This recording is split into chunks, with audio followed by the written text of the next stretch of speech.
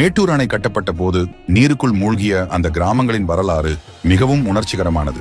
அந்த மறைந்த உலகம் பற்றிய சுவாரஸ்யமான தகவல்கள் இதோ. மூழ்கிய 20க்கும் மேற்பட்ட கிராமங்கள்.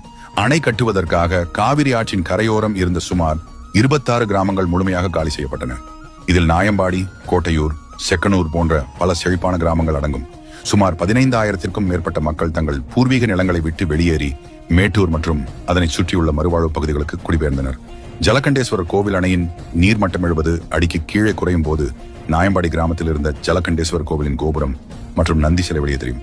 அந்த நந்தி சிலை இன்றும் சிதிலமடையாமல் அப்படியே இருக்கிறது. மக்கள் படகுகளில் சென்று அந்த நந்தியை தொட்டு வணங்குவதை ஒரு பக்தியாகவும் கருதுகிறார்கள். முனியப்பன் கோவில் இடமாற்றம். அணையின் நீர்பிடிப்பு பகுதியில் இருந்த மிக முக்கியமான முனியப்பன் கோவில் அணை கட்டப்பட்ட பிறகு மேட்டூர் அணைக்கு அருகிலேயே இடமாற்றம் செய்யப்பட்டது. இதுதான் இன்று நாம் பார்க்கும் மேட்டூர் அணை முனியப்பன் கோவில். ஆனால் அசல் கோவில் இருந்த இடம் இன்றும் நீருக்கு அடியிலே உள்ளது.